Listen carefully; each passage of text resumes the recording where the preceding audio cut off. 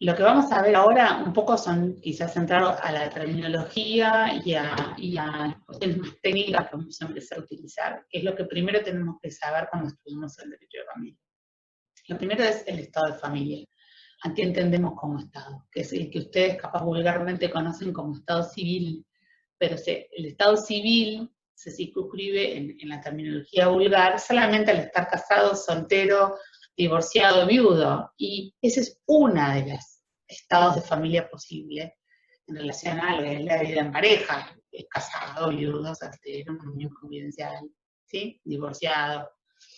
No es el único estado de familia. La familia no solo está formada por la pareja, sino todos los vínculos que lo rodean. Entonces, llamamos estado de familia a esa posición o emplazamiento que ocupa la persona en sus relaciones familiares. Entonces, tengo estado de casada, puedo tener estado de divorciada, pero también tengo estado de hija en relación a mis padres, de madre en relación a mis hijos, de hermano en relación a mis hermanos, primo, de tío. Siempre es mirado desde el lugar en donde yo o la persona que yo quiero identificar se encuentra en una determinada relación familiar, ¿sí? Y la particularidad del estado de familia que tiene ciertos caracteres muy particulares. Es universal, es indivisible, es oponible erga omnes. Yo no puedo estar casada para algunas cosas sí, para otras no, ¿sí? Por eso es universal y oponible erga omnes. No puedo ser un poco casado y un poco no, por eso es indivisible, ¿sí? Estable, que no significa inmutable, o sea, es modificable, y de hecho lo vamos a estudiar en la materia, pero tiene que tener ciertas características de estabilidad y darle cierta certeza a esos vínculos, sin perjuicio de que puedan modificarse, ¿sí? Inalienable, porque forma parte de mi personalidad, el estado de familia, ¿sí? Imprescriptible, por supuesto, por la misma razón, porque es inherente a la persona, ¿sí? Cuando hablamos de estado de familia también tenemos que distinguir dos cosas. Lo que es el título de Estado y la posición de Estado. El título de Estado es lo que me da la posibilidad de acreditar frente a los demás que yo estoy en un determinado estado de familia. Entonces, el título de Estado de familia de mi estado de casada es el acta de matrimonio expedida por el registro de las personas, ¿sí? De hija, el acta de nacimiento, ¿sí? Es la forma de exteriorizar el estado de familia que yo poseo. Eso justamente, versus posesión de Estado, no necesariamente va de la mano con lo que es el ejercicio efectivo del estado de familia. Entonces, yo puedo tener título de estado de hija de una persona que nunca me trató como tal. Entonces, tengo el título, pero no tengo la posesión de Estado, que es ese ejercicio efectivo. Y muchas veces sucede la inversa. Hay posesión de Estado, hay trato de padre e hijo, pero no ha habido el emplazamiento, es importante esta palabra, el emplazamiento formal en el estado de hijo porque no ha habido reconocimiento. Y eso requiere que se promuevan determinado tipo de procedimientos, de acciones, para poder lograr lo que no se dio voluntariamente. ¿Sí? O sea, pueden darse juntas y pueden darse por separado.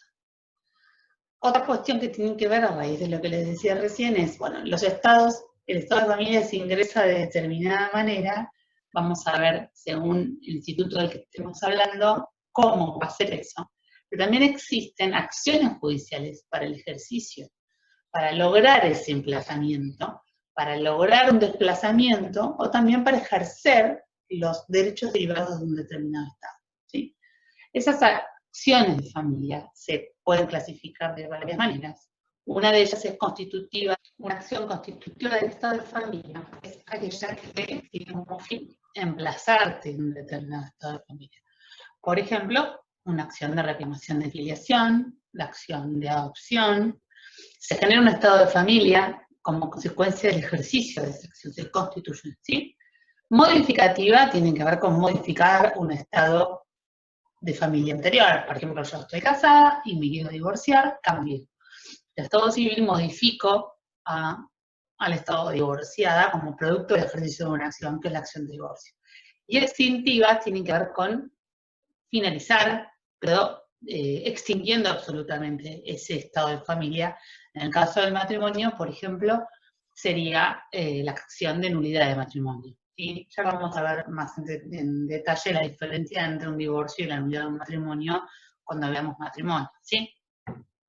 Eso es en cuanto al objeto de la acción, pero también hay efectos que pueden permitirnos clasificar las acciones de estado de familia de distintas maneras. La clasificación de declarativas y constitutivas. Constitutiva no tiene que ver con la clasificación anterior, es otro criterio, y tiene que ver con el efecto. A ver, si yo les digo que ejerzo una acción de reclamación de filiación a mi papá, que no me reconoció voluntariamente, en la primera clasificación es claramente constitutiva. Pero cuando yo hablo del efecto de la sentencia que voy a obtener, les voy a decir que es declarativa. ¿Por qué? Porque reconoce un estado de familia que yo tengo de antes. A mí lo que me falta es el título de familia, pero yo soy hija ¿desde cuándo? Del momento en que nací, desde el momento en que fui concebida, en definitiva después nací con vida, soy hija de esas dos personas, de mi mamá y de mi papá. Lo que no tengo es un emplazamiento formal en el estado jurídico de hijo, en ese estado de familia, y requiere ejercicio de una acción para yo poder ingresar a él. Pero esa sentencia lo que hace es declarar algo que lo preexiste, ¿sí? De hecho, toda la prueba en ese proceso filiatorio va a estar vinculada con la demostración del nexo biológico, que preexiste a la sentencia, ¿sí? ¿Me siguen? Bien, supongo. En cambio, cuando generan un estado de familia de cero, vamos a decirlo de una manera vulgar, sin declarar, sino generar el estado a partir de ese momento, son constitutivas. Hablando de cuestiones filiatorias, la que es típicamente constitutiva es la acción de adopción, ¿sí? Uno es hijo a partir de esa sentencia, no declararlo en un estado preexistente. De hecho, cuando veamos adopción vamos a ver la importancia de conservar que esa persona pueda acceder mañana a la información de su origen, ¿sí? No hay un borrón y cuenta nueva como pudo haber existido en un momento. Es constitutiva, ¿sí? A partir de ese momento yo soy hijo adoptivo de tal persona. Típicamente constitutiva es el divorcio. O sea, yo me estoy casada y en algún momento sale la sentencia de divorcio que van a tener efectos a partir de ahí. No es que nunca estuve casada y siempre estuve divorciada o soltera, ¿sí? Bien. Esas acciones, como vemos, esa clasificación tiene que ver con el ingreso y con el egreso del estado de familia. Con esta palabra nueva que aprendimos que es emplazamiento y desplazamiento.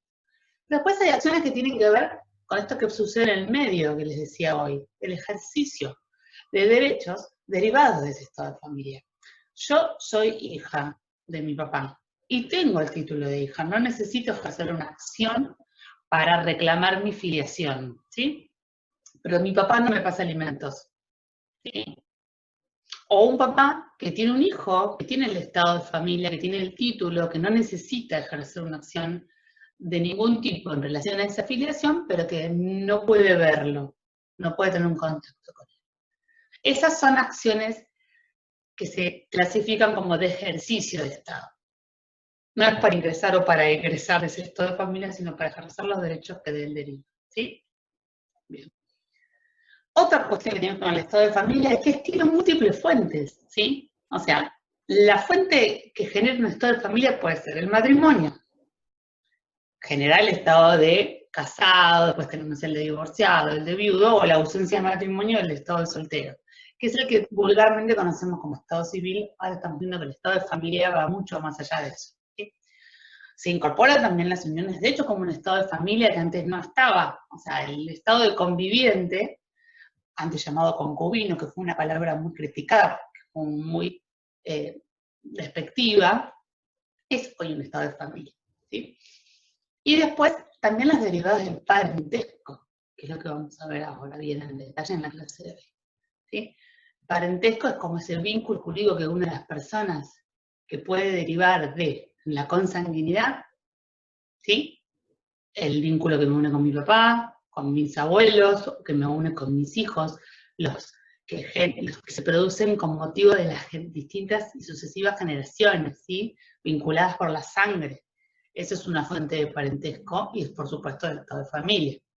También tenemos como una novedad en nuestro Código Civil, producto del avance de la ciencia, esa sigla que ven ahí, que van a empezar a conocer y a familiarizarse, que es las técnicas de reproducción humana asistida, que generan vínculos de parentesco y de estado de familia, no como necesariamente conocíamos hasta ahora en el vínculo consanguíneo común, sino como producto de la aplicación de una técnica de reproducción humana con injerencia de la ciencia, y vamos a ver que tiene sus particularidades cuando lleguemos a afiliar, no se preocupen, pero genera un vínculo de parentesco. La afinidad, que es el que vulgarmente conocemos como el parentesco político, el que me une a mí con la familia consanguínea de mi cónyuge, mis suegros, mis cuñados, esos también son un vínculo de parentesco y por supuesto generan un estado de familia. Y la adopción, que no hay consanguinidad, no hay uso de técnicas de reproducción humana asistida, pero generan vínculos filiatorios, por lo tanto de parentesco y por lo tanto de estado de familia. Y ahora lo vamos a ver bien en detalle. Justamente, que es quizás el primer instituto que vamos a estudiar en la materia en el día de hoy, que es el parentesco. Acá vamos a ver, el Código Civil nos va a ir, Código Civil y Comercial nos va a ir dando unas definiciones que nos van a permitir el estudio más claramente. Concepto. Cuando hablamos de parentesco, nosotros hablamos de cosas que también usamos muy comúnmente en la vida diaria, pero que hay que precisarlas técnicamente. Cuando yo hablo de parentesco, tengo que pensar en el grado. Para ver en qué grado de parentesco estoy con una persona, tengo que ver que es el vínculo que me une a dos personas que pertenecen a generaciones sucesivas, ¿sí? Entonces, yo estoy en una generación sucesiva con mis padres. Hay un grado de diferencia entre nosotros. Mis padres, en relación a mí, están en un primer grado de parentesco. O yo, en relación a ellos. Porque esto es lo que tiene también el parentesco, que genera esa reciprocidad, ¿sí? En la generación del vínculo. La línea, llamamos línea a la serie no interrumpida de grados. Entonces hablamos de la línea descendente, o ascendente, según cómo lo miremos, de arriba para abajo, de abajo para arriba, y que, por ejemplo, une abuelos, padres e hijos, esto es muy difícil sin un pizarrón, ahora vamos a ver con un dibujo en una fila. Abuelos, padres e hijos, o hijos, padres, abuelos, si lo hago en línea descendente o lo hago en línea ascendente, es esa unión entre los distintos grados, entre las distintas generaciones. Tronco es el ascendiente del cual parten dos o más líneas. Entonces, el abuelo es el tronco que une a las líneas, o ramas, que vemos abajo también, que surgen de ese tronco. Entonces, mi abuelo es el tronco común, mi mamá es la línea que continúa, es la rama de mi mamá, y la de mis tíos, con otros hijos de mis abuelos, generan otras líneas y otras ramas que parten de ese mismo tronco. Cuando hablamos de árbol genealógico, no hablamos vulgarmente solamente, acá también hablamos de un árbol, hablamos de un tronco y de las ramas. Y de hecho, si van a ver, me adelanto un poquito, después vuelvo, en el ejemplo, es exactamente lo que conocemos como árbol genealógico, donde A y A' son el tronco común de toda esta familia. Tiene tres ramas que parten de ellos, que son B, C y D, que son sus hijos, que están conectados entre sí por una línea descendente, ¿sí? En primer grado, y a su vez los hijos de esa generación, ¿sí? En este caso E, genera también una nueva línea descendente, que vamos a ver cómo se computa para saber exactamente en qué grado está en relación a determinada persona dentro de ese núcleo, ¿sí? Y en su caso también de estar casado con otra persona, lo que va a generar otro tipo de vínculo. Lo volvemos para atrás, así no nos hacemos. Grado, línea, tronco, rama, ¿sí? Las líneas pueden ser de dos tipos. Pueden ser recta o colateral. ¿La recta cuál es? La que une a los ascendientes y a los descendientes. Yendo al ejemplo, en la línea recta están A y A' con B, C y D, y también en la línea C y E están en la línea recta, aunque acá me salía medio torcida, pero es la línea recta, ¿sí? Une ascendientes y descendientes, ¿sí? La colateral es la que une a los descendientes de un tronco común. Entonces tenemos que B, C y D descienden de un tronco común, que son A y A', en relación a A y A' están en la línea recta, pero entre ellos tres, los hermanos, están en la línea colateral, ¿sí? Lo mismo va a pasar, por ejemplo, con E con respecto a sus tíos, B y C, o lo mismo va a pasar si hubiera un hijo de B o un hijo de D, que con E serían primos, ¿sí? Ellos están en la línea colateral. Bien. ¿Por qué es importante distinguir los tipos de línea? Porque la forma en que vamos a computar el parentesco en cada caso es distinta. ¿Y por qué es importante contar el parentesco? Primero porque es la terminología jurídica precisa que tenemos para dejar de llamar a las personas por una denominación vulgar, ¿sí? Yo les hablo de tíos, primos, pero en realidad esa no es la terminología jurídica que nosotros tenemos que tener. Y además, la ley, vamos a ver cuando veamos distintos efectos a lo largo de la materia, establece, y en otras materias lo van a ver, quizás más que acá, ciertas restricciones o ciertas ventajas para los parientes en determinado grado, ¿sí? Entonces, yo les doy un ejemplo nuestro. Pueden suceder, o sea, cuando veamos sucesiones, tienen vocación hereditaria hasta los colaterales en el 4º grado. Si yo no sé quiénes son los colaterales y cómo se cuenta en la línea colateral para llegar al 4º grado, no voy a poder ejercer en sucesiones, porque no voy a saber si un primo hermano hereda o no. Yo sé que es un primo hermano, pero yo tengo que traducir ese lenguaje vulgar, el lenguaje no técnico, a un lenguaje técnico que me permita ver si está incluido dentro de la capacidad hereditaria del código, que me habla de colateral en 4º grado. ¿Sí? Por eso es importante. Bien. Bien. En la línea recta, cada generación implica un grado. Esto es la línea recta es la más fácil. Por eso yo les decía que yo con mis padres estoy en 1º grado. En este caso A y C están en la línea recta en 1º grado. C y E están en la línea recta también entre ellos en 1º grado. Pues yo quiero contar el vínculo de parentesco que lo une a E con sus abuelos, A y A', también está en la línea recta en 2º grado. ¿Sí? Hay 2 generaciones de por medio. Perfecto. En la colateral también se cuentan por generaciones, pero yo acá tengo que hacer otro tipo de cuenta. Yo me tengo que remontar al tronco común. Entonces, según el 533 del Código Civil, los grados se cuentan por generaciones, sumando el número de grados que hay en cada rama entre cada una de las personas cuyo parentesco se quiere computar y el ascendiente en común. Traducido, chicos, no se preocupen. Si yo quiero saber, en este caso, E y D, que están en la línea colateral, son sobrino y tío, ¿no? ¿Se ubican? Tratan de, quizás como sugerencia, planteen el árbol en su propia familia. Pónganle sus propios nombres y lo van a ver quizás con más claridad. Acá hay un matrimonio de abuelos, 3 hijos, y uno que tiene un hijo y otro que está casado, ¿no? Dice simple para que no haya millones de personas dando vueltas. E y D son tío y sobrina, ¿sí? Entonces, están en la línea colateral, porque no están en la línea de ascendientes y descendientes, pero si tienen un tronco en común, ¿el tronco común quién es? Ese abuelo, A y A'.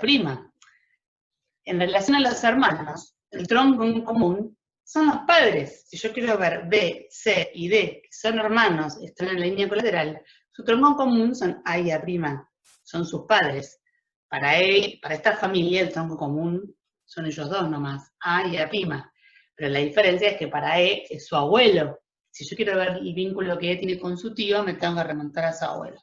Y esa lógica hace que así sea la forma de contar. Entonces, ¿en qué grado? Yo sé que están en la línea colateral. ¿En qué grado de parentesco están? Me tengo que remontar al tronco, a ese ascendiente en común y bajar. Si yo quiero saber el vínculo de parentesco entre E y D, tengo que pararme en E, contar cuántos grados hay en su línea recta hasta su tronco en común, en este caso 1, 2, hasta A, y luego tengo que ver cuántos grados hay en esa otra línea que se desprende de ese tronco común hacia D. Uno más. Entonces, 1, 2, 3. ¿Sí? Tío y sobrino están en la línea colateral en tercer grado. Los hermanos, por ejemplo, si yo quiero saber cuál es el vínculo entre B y C, me remonto al tronco común que es A y bajo un grado. Subo un grado y bajo un grado. Los hermanos están en la línea colateral en segundo grado. Como podrán ver, la línea colateral más la primera línea colateral son los hermanos. No hay colateralidad en primer grado, porque necesariamente hay un subir y bajar. Hay una remisión de un tronco común y hay una nueva remisión hacia el otro descendiente. En este caso, la línea colateral más corta, vamos a decirlo de una manera, o la llamada primera línea colateral, son los hermanos que están en segundo grado. ¿Sí? Bien. Así se cuenta. El parentesco cosanguíneo. Cuando hablamos del parentesco por afinidad, ahí se acuerda que habíamos puesto en la actividad anterior que el parentesco puede ser por consanguinidad, por técnica de reproducción humana asistida, por afinidad o por adopción. Adopción y técnicas de reproducción humana asistida van a plegarse al cómputo del cosanguíneo, porque en definitiva la diferencia entre ellos tres es cómo ingresan al vínculo. O sea, si yo soy hijo porque nací de mi mamá sin ninguna injerencia de ningún tratamiento de fertilización, hija concebida naturalmente, voy a tener el cómputo con mis abuelos y con mis hermanos con mismo recién. Si fui engendrada mediante un uso de una técnica de reproducción humana asistida, probablemente la forma de ingresar al vínculo haya sido distinta, pero una vez que yo ya soy hija de, no importa si haya sido por fertilización, una vez que yo ya ingresé al vínculo, que eso es lo que quizás se hace diferente cuando hay una técnica, pero una vez que yo ya ingreso al vínculo, la forma de determinar el parentesco es la misma, se computa como el cosanguíneo. Y la adopción lo mismo, la forma de ingresar al vínculo fue distinta, fue a través de una sentencia en un proceso judicial con un montón de particularidades. Una vez que ya se determina, la forma de contar el parentesco es el mismo, ¿sí? La diferencia es en la afinidad. La afinidad, que es el llamado parentesco político, ¿sí? Es aquel que une cuando hay dos personas casadas, a una de esas personas casadas con la familia consanguínea del otro, ¿sí? Importante, a pesar de las reformas, de la incorporación de las uniones convivenciales como parte de nuestro derecho de familia, la afinidad se aplica únicamente en la cuestión matrimonial. O sea, los suegros, los cuñados, toda aquella relación que yo tengo con la familia de mi marido, solamente existe legalmente si es mi marido. O sea, la suegra era una pareja, una unión convivencial, no es suegra. Supongo que es una buena noticia para muchos. Bien, importante. No se crea parentesco político entre ahí creo que le falta el no se crea vínculo jurídico alguno entre parientes de uno de los cónyuges y los parientes del otro. Se agregan el no. ¿Qué significa? Ahora después lo voy a corregir, pero no voy a volver a grabar el video. Yo tengo a mi familia cosanguínea y mi marido tiene su familia cosanguínea. ¿Sí? Yo tengo relación de parentesco por afinidad con los padres de mi marido, con el hermano de mi marido, que es mi cuñado, sus padres son mis suegros, ¿sí? Y él, a su vez, mi marido, genera vínculo de parentesco por afinidad con mi padre, con mi hermana, que son sus suegros, su cuñada, ¿sí? Lo que no sucede es, no excede, o sea, no hay vínculo de ningún tipo jurídico familiar entre la familia de mi marido y mi familia. O sea, la mal llamada consuegra, concuñado, es un término que queda solamente en el ámbito de lo coloquial, no tiene incidencia jurídica. No hay parentesco en esos casos, ¿sí? Bien. ¿Cómo se computa el parentesco por afinidad? Bueno, lo que se hace es plegar al cónyuge y contarlo como si fuera un pariente consanguíneo, como si fuera mi cónyuge. Entonces, si yo quiero saber en qué vínculo el parentesco por afinidad, estoy con mis suegros, tengo que contarlo como si fuera mi marido. O sea, yo me pongo en el lugar de mi marido está en relación a sus padres, en un parentesco, pero de consanguinidad, en la línea recta en primer grado, bueno, yo también estoy en la línea recta en primer grado, pero de afinidad. Lo que cambia es el tipo, pero la forma de cómputo es como si yo fuera mi marido. Me pongo en su lugar, ¿sí? En este caso, por ejemplo, D y A están en línea recta cosanguínea, son padres e hijos, en primer grado, ¿sí? Si yo quiero saber cuál es el parentesco de X con A y con A', que son sus suegros, o su nuera, o su yerno, depende de si lo miramos de arriba o lo miramos de abajo, tengo que contar como si X fuera D. Se pone en el lugar de D. Entonces está también en línea recta en primer grado con sus suegros, pero en vez de ser un parentesco cosanguíneo, es un parentesco por afinidad. ¿Sí? ¿Sí? Bueno. Ahora lo van a repasar con un caso y después vamos, por supuesto, a revisarlo y sacarnos las dudas en vivo, ¿sí? Esto que les decía es importante. Parece que es simplemente utilizar terminología técnica, pero no, tiene importancia en los efectos. Hay efectos procesales, por ejemplo, hay restricciones para ser testigo en determinados casos, algunas se han morigerado en el derecho de familia, pero existen. Penales, ustedes saben que el parentesco muchas veces actúa como agravante, por ejemplo en el homicidio, y muchas veces también como atenuante o como eximiente de responsabilidad penal, por ejemplo en los delitos contra la propiedad, ¿sí? También laborales y previsionales, el campo del derecho social ha sido siempre muy receptivo a esto y le da muchísima legitimación para percibir indemnizaciones, para hacer reclamos, ¿sí? En el derecho previsional, claramente la importancia del parentesco determina quién va a cobrar el derecho de pensión. La viuda, el viudo, los hijos en determinadas condiciones, ¿sí? Bien, y los civiles, que son los que nos interesan a nosotros y que vamos a estudiar como parte de nuestra familia, también son muy importantes. El principal efecto del derecho de parentesco derivado, o sea, el principal ejercicio de ese estado de familia exigible judicialmente, es el derecho alimentario, ¿sí? No solo para padres e hijos, entre ciertas personas, ahora lo vemos en la próxima parte, que tienen un vínculo de parentesco.